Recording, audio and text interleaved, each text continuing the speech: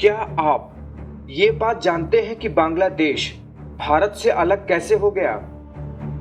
आप में से अधिकतम लोग ये बात जानते ही होंगे कि 1971 में पाकिस्तान से लड़ाई के बाद भारत ने बांग्लादेश को पाकिस्तान से आज़ाद कराया था। लेकिन क्या आप ये बात जानते हैं कि आखिर बांग्लादेश पाकिस्तान में शामिल कैसे हुआ था, या फिर उसके पाकिस्तान में शामिल होने की नींव कैसे पड़ी थी?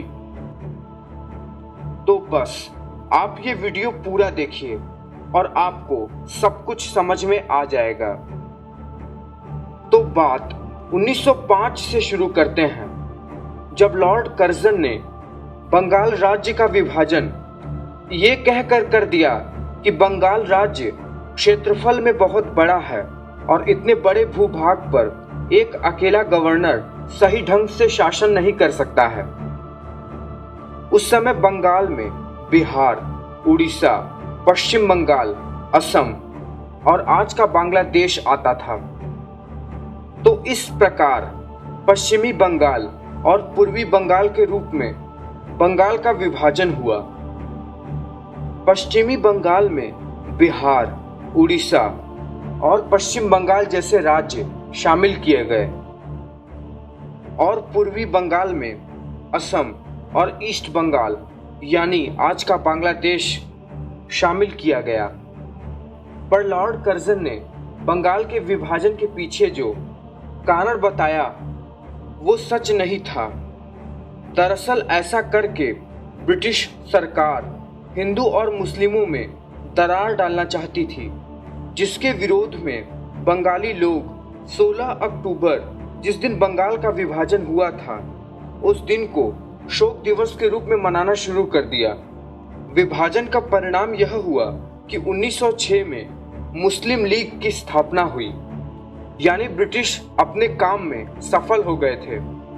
यानी ब्रिटिश लोग हिंदू और मुसलमानों में जो दरार डालना चाहते थे उसमें वो कहीं न कहीं सफल हो गए थे। विभाजन के विरोध में लोग विदेशी सामानों की होली जलाने लगे और स्वदेशी सामानों को अपनाने लगे।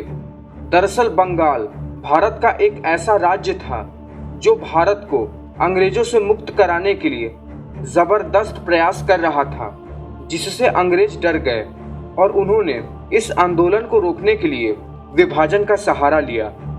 और बाद में 1911 में बंगाली लोगों के जबरदस्त विरोध के बाद बंगाल को दोबारा एक कर दिया गया और इसी साल देश की राजधानी कोलकाता से बदलकर दिल्ली कर दिया गया। लेकिन एक बार विभाजन करके अंग्रेजों ने मुसलमानों को भारत से अलग करने की नींव पहले ही डाल दी थी।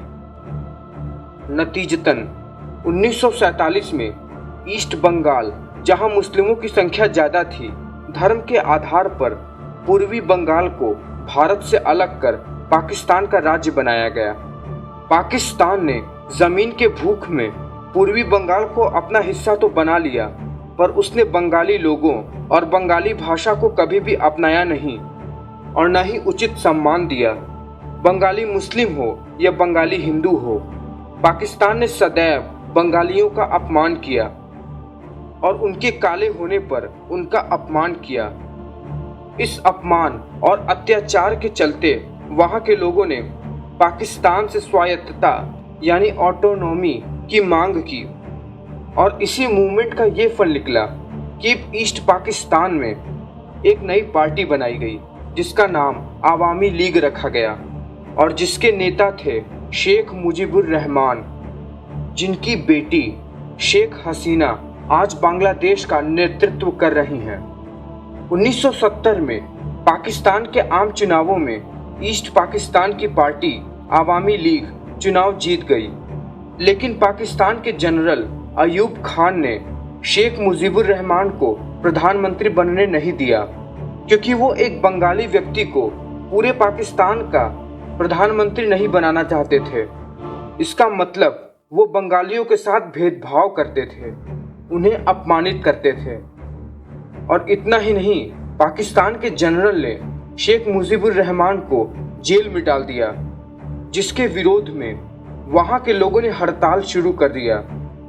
ये देखकर पाकिस्तानी आर्मी वहां के लोगों को दबाने का काम करने लगी और वहां की औरतों को रेप करने लगे। इतने ज्यादा अत्याचार को देखकर बंगाली लोगों ने मुक्ति वाहिनी नाम की संगठन बनाई। पाकिस्तान के अत्याचार से बंगाली लोग भारत में शरण लेने लगे, जिससे भारत के रिसोर्सेस पर काफी बड़ा असर पड़ा, क्योंकि लगभग 1 करोड़ बंगाली भारत में पाकिस्तान के अत्याचार के बाद शरण ले लिए थे और इतनी बड़ी जनसंख्या को संभालने के लिए जो रिसोर्सेस लग रहे थे उससे भारत को काफी नुकसान हो रहा था। नतीजतन भारत ने पूर्वी बंगालियों का साथ देते हुए 1971 में बांग्लादेश को पाकिस्तान से आज़ाद कराया और ये बात आप जानते ही होंगे। तो अब आपको इस प्रश्न का उत्तर मिल ही गया होगा। देखा जाए तो बांग्लादेश को भारत से अलग करने का षड्यंत्र अंग्रेजों ने ही किया। उन्होंने राज करने के लिए डिवाइड एंड रूल का कॉन्सेप्ट अपनाया और इस प्रकार पाकिस्तान के ही बहाने पूर्वी बंगाल भारत से अलग हुआ। अगर ये वीडियो आपको पसंद आया हो तो वीडियो को लाइक करें और चैनल को सब्सक्राइब करना ना भूलें। वीडियो के बारे में अपने विचार कमेंट बॉक्स में जरूर लिखें। धन्यवाद।